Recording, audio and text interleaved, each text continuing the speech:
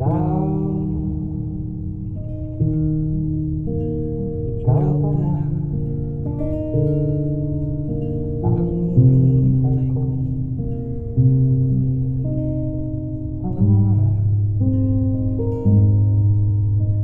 Ngayong pagpiling ka at tayo ay isa,